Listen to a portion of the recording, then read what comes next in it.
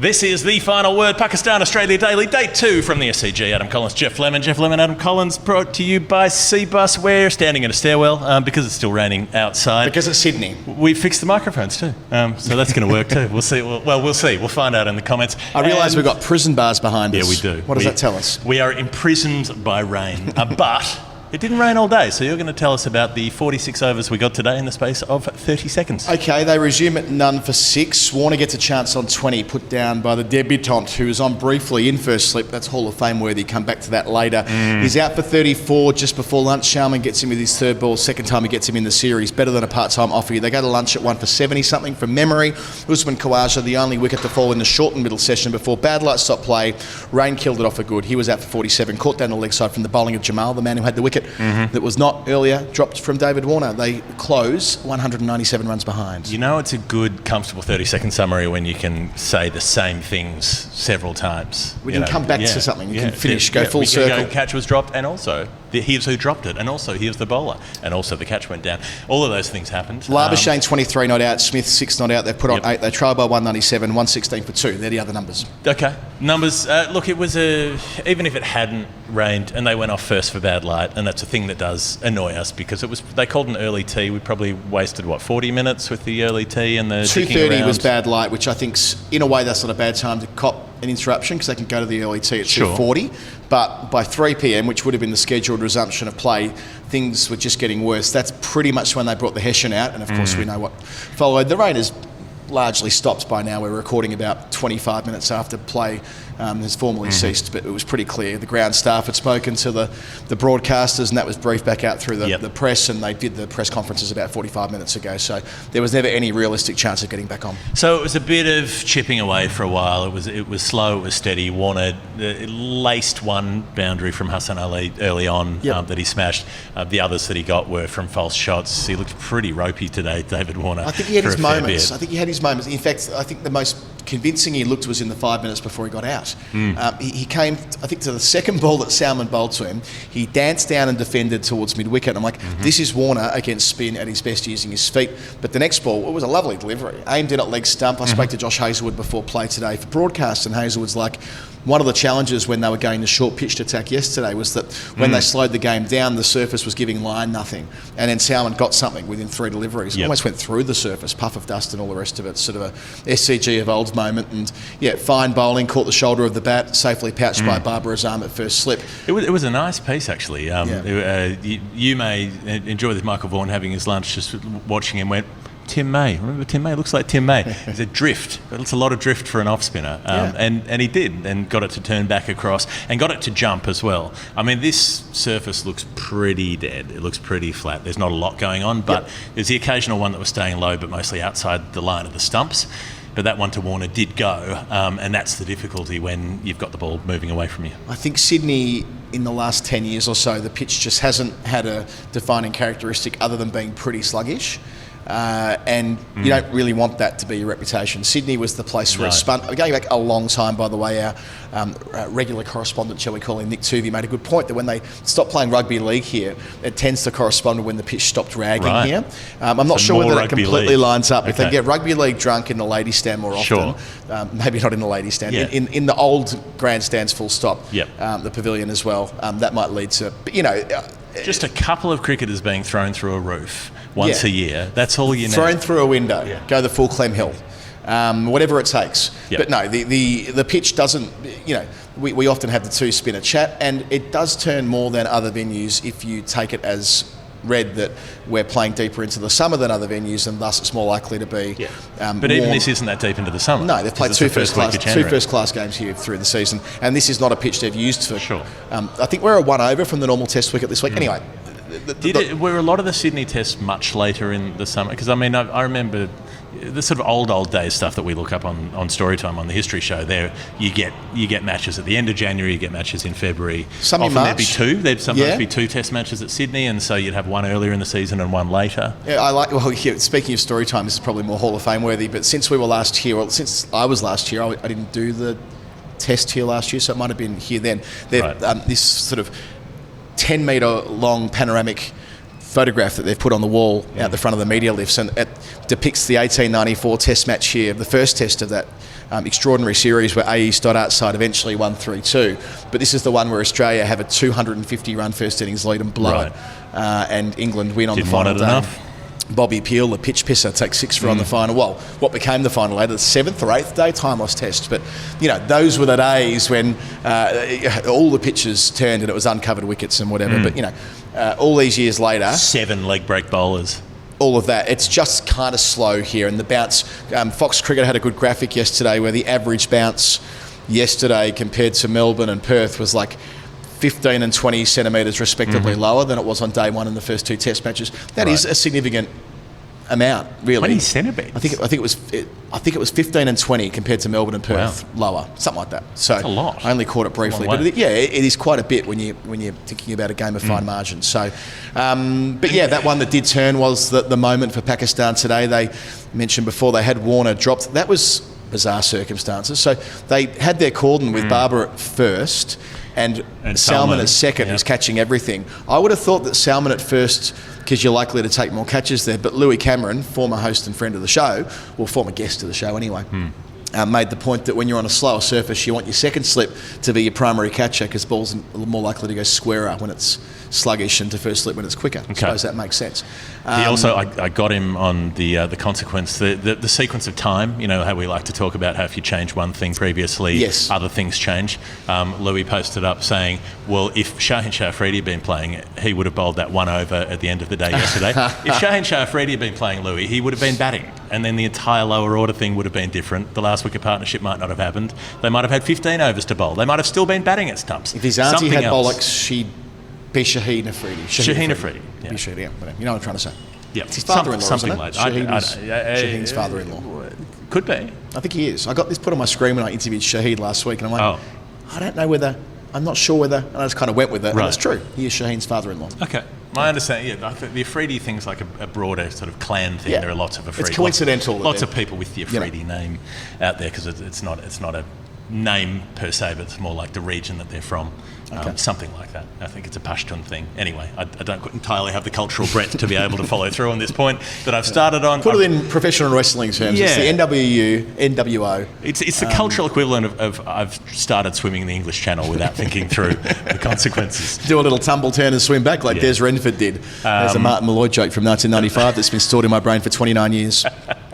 Very good. Okay, fine. All of that. Now, what have we got? We got Usman Khawaja, who again just batted in that very laconic sort of way that he does. Got forward a lot, smothered a lot of deliveries. He's so gentle coming forward onto the front foot. It's like he's putting a baby to sleep when he just plays a ball into the pitch. He just lays it down in the bassinet. And then occasionally he roused from his slumber. He hit a few aggressive shots against the spinners, got down and swept, took on Saget Khan 2 or 3 times. But aside from that, he just looked like he was cruising along as he's always going to at the SCG, where he averages 900 in the last 4 years or whatever it is. How many times did we say in Pakistan in 2022, Saget bowls, Khawaja goes back and defends from his stumps, or Saget bowls, Khawaja goes back. It's like I'd been teleported back 20 months, where that's how he played Saget, who bowled an off-stump line, almost an outside off-stump line, from around the wicket to Khawaja, which gave him the freedom to watch and play on the back foot, and he was never really threatened on the line of the stumps too often,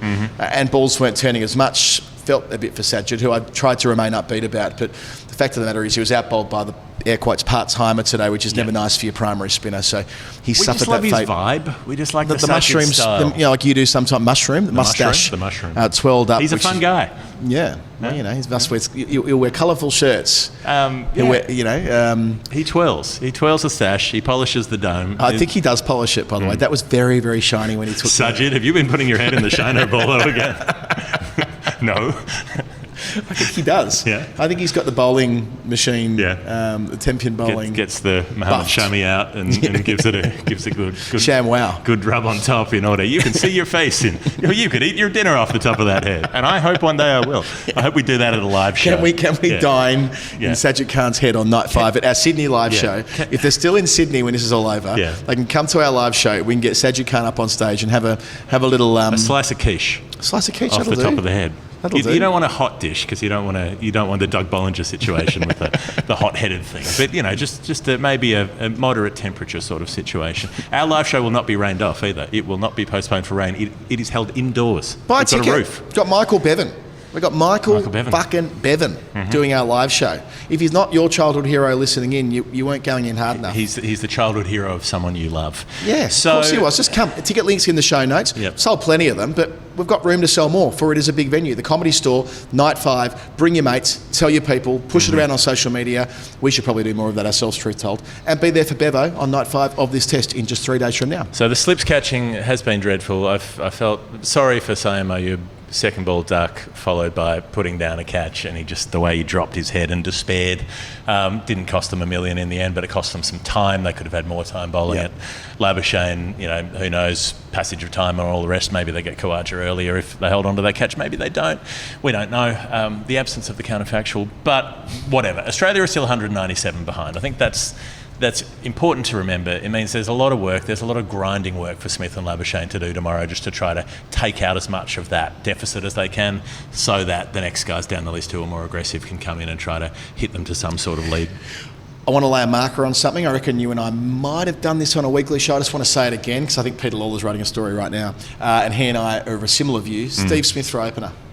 Gone are the days of Smith being a fluent number 4. That part of his career is probably over, and that's okay. He's getting on a bit. He's no longer the Bradman-esque. Yeah, you look at Steve Smith circa 2017, the way he played the ball through the onside. I remember talking to Jim Maxwell about it one day, and Jim's as well versed in the history of New South Wales and Australian cricket as anybody, and he's like, this must have been what it was like watching Bradman play through mid-wicket. Look at the hands. Look at the hands. It's the speed of the hands. All of that. This is not that guy anymore, and that's okay. Like, I don't want to make this sound like I'm shit-canning Smith. I'm not. It's just that as the years have gone on, as people assumed would happen at some point, the game's just caught up with him a little bit, and that is perfectly reasonable. He's got Shaggers back and all the rest of it. Like, this was probable with Smith, given the way he's played for so long. So I reckon, given they're hunting around for who's going to be the next opener, and they don't quite know who it is, and they want Cameron Green back in the side, and they want Cameron Green to be the long-term number 4, that's the sense of things. Let's cut to the car chase. Cameron Green to go number 4 against the Windies, give Smith one more challenge in his test career, say to him, we want you.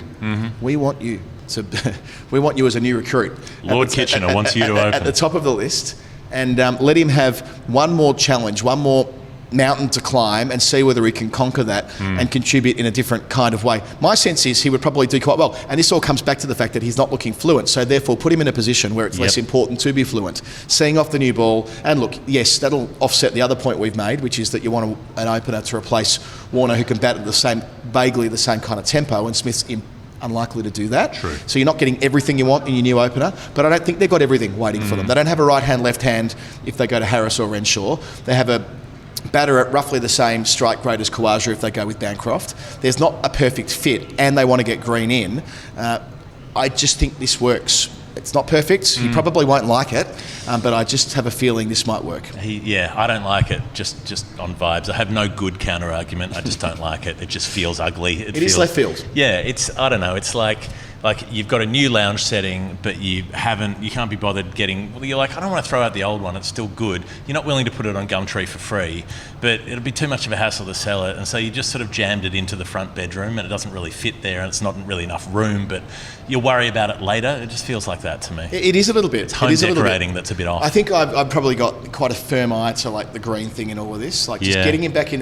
There's no world where Mitchell Marsh isn't batting 6 for Australia. Is Cameron Green good enough that you upend the rest of the batting order just to accommodate I'm not him? convinced you are. I think that Green's demonstrated across his apprenticeship years that his technique is really sound, and look, his domestic record's sensational at 4. Yeah. So that's all you can really judge it on, right? What you've seen with your own 2 eyes, and what you see is, admittedly, we're not watching Shield quite so much. It's impossible when it's on the other side of the world for me. But what you see of it and what you hear of him, and you speak to those who know the game back to front, they reckon he's got the game that will eventually see him batting 4, rather than being the all-rounder type. So I think with 2 tests against the Windies, it's not a bad time to just, I don't want to say experiment, that's not the right frame, but it's not a bad time to try something. And they've absolutely got time on their side with Green. But yeah, just a thought on the way through. You can try something, but peanut butter on nachos is something to try, and that's not a good thing either. Let's go to the final word, Hall of Fame. Let's. The Hall of Fame, where we pick our most final word moment of the day, is brought to you by Seabus Super. That is spelled CBUS. If you were confused by people like people who think that it's a bus that goes in the sea, it does not. Although if they wanted to create an amphibious vehicle, they could. They would probably invest in an amphibious vehicle industry in order to support amphibious vehicle manufacturing workers, because that's the kind of thing they do, building and construction workers. But they're looking after you and others in your retirements. Nearly a million of them. 900,000 members of Seabus Super around the country since it was established in 1984, celebrating 40th birthday. Building Workers campaign was audacious and visionary, Jeff. Their fight for fairness, security and dignity in retirement gifted Australia a world-leading superannuation system. This cannot be forgotten. It was the workers who worked with employers, that's the beauty of industry super, coming together to achieve something significant in the decades to come. And that money going into investments that have returned the default account 8.99% on average across the 39 to now 40 years they've been in existence. So this is an elegant solution to the policy challenge back then, and it continues to deliver for those 900,000 members. cbussuper.com.au. Do yourself a favour, get your super sorted out right now. Tell them we sent you. Past performance. Not a reliable indicator. Future performance. There you go. Talking about people coming together to do something extraordinary, I think our Hall of Fame has to go to South Africa, where India and South Africa have come together to do something extraordinary. 23 wickets on day one. Game could be over by tea on day two. Who knows? Give us another 2-day test. Why not? South Africa are all out for 55. India looking pretty good at, 4 for 140 odd. And I went to bed at that point. I was watching Kohli and KL Rahul had just come out, and I went, all right, time for a bit of sleep. They're obviously pushing their way to a decent lead. Maybe they'll scrap 250 here. They lost 6 for none. Maybe catch 8 hours kip and wake up and see them 200 ahead. 6 for none. They lost 6 for none. There's 6 wickets in 11 balls, including a run out in there. And then they got South Africa 3 down before the close, still 37 behind. There's so much to this. The 6 for none collapse, the first time in over 2,500 test matches there has been a collapse of 6 for none. Never happened before in test history. Also the first time in test history, a side batting in their second innings on day one has overtaken their first innings tally for South Africa. Already 61 for 2 or whatever it is. Poor old Dean Elgar out twice. So Boxing Day, England, Boxing Day 2010, they didn't get past Australia. No, but the other way around. They didn't get past their own, so they didn't bat first and then overtake their own first innings score. Overtake their own, the same batting team. first and third. Okay, yes, gotcha. So that's the first instance of that. Poor Dean Elgar playing his final test. He's in charge of the South Africans this week. He's leading them. He's been out twice on day one. That's his career test and into that career done as a batter. And I suppose all eyes will be on Newlands. The pitch was clearly, I'm going on a match report that I read, clearly going up and down. That was part of the conversation. But Ravi Shastri's commentary saying if you've stepped around the corner to take a dump, you would have missed it. You've missed the rest of the innings. 11 balls of absolute carnage. That's led towards a semi-serious Hall of Fame thing. The South Africa conversation that we've had many, many times in the last 6 months on the pod around the side they're sending to New Zealand. 3 of their frontline quicks took 3 each in that Indian innings, who won't be there in New Zealand. I'm leaving that. I started the day really flat about future Test cricket stuff. I'm leaving slightly upbeat. Listen to Nick Hockley's comments on our program on SEN this morning. I'll read you a few quotes here, which I just took down as he was saying. The South Africa stuff is a wake-up call for everyone. He said it's shone a light on what's going on. He went on to say that they will advocate for 3 Test series across the board. They prefer a minimum of 3 Test match series. Sure. There's collective responsibility. We don't hear... And then Mike Baird's done an interview this afternoon with Daniel Brettig in The Age. You can catch it now online, where he's saying stuff like, the big 3, so Australia, England, India, need to dip into their own riches to subsidise Test cricket in other parts of the world. What a concept. But this is real. This is not, what am I trying to say? This is the people who matter saying it, This is not the us people who saying matter. This isn't us ranting and saying, and I get some criticise us and believe that we're just romantic and we're not living in the real world and we're not being realistic about where things are trending. There might be something to that, but there are gains to be made, there are small wins, there are practical solutions, and there are conversations that need to be had. And one of them clearly is a redistributive model where the wealthier nations find a way to help bolster. Now, the Test match playing fund probably will never happen, but Harsha Bogle spoke at a dinner that we were at last night and raised the idea of a rebate system. So if you're a poorer nation, you don't give them the money to put on a Test match. They put on a Test match and then you give them the money for doing it. It's a reward system. Rather than handing it out and hoping that a Test match gets staged. And going into general revenue and some of the boards around the world, you couldn't have any faith in the money ending up in the right place. Sure. So, there are things we can do, and I'm thrilled that Mike Baird and Nick Hockley are not just shouldering arms to this stuff that's going on. They understand that it's like existential if we want to see Test cricket be healthy in more than 3 nations. I've got one more Hall of Fame, which is stat-based. Our listener Raghavan sent this through. Tristan Stubbs. So yeah, Dean Elgar got out twice on the same day. Tristan Stubbs did as well on debut. The first player since 1896 and the second of all time. In 1896, it was Harry Butt, who we've talked about on the History Show before, who got out twice on the same day on debut. And all of these years later, Tristan Stubbs makes it a club. It wasn't a club. Harry was on his own until that point. A club of Butts 2. and Stubbs. So butts and stubs, yeah. It's not good having stubs in your butts. Don't do that. Uncomfortable, Do what you itchy, want, though. itchy. Moisturise, but you've got to be careful about, grooming comes with its costs. That's all I'm saying. Now, the other point is that at the same time, Dean Elgar's playing his last test. So Stubbs in his first and Elgar in their last both got out twice on the same day. Amazing. Forever work. linked. Yes. Stubbs might go on to have a 201 Test career. Hope so. He could overtake them all and play for 25 years. He would need to play for 80 years for South Africa if he wanted to play 200 Test matches. Yeah, quite. You're going to get 6 a year. They may not play 200 more Test matches, going back to our earlier point. Let's hope they do. Let's go home. SeabusSuper.com.au. We bloody love them.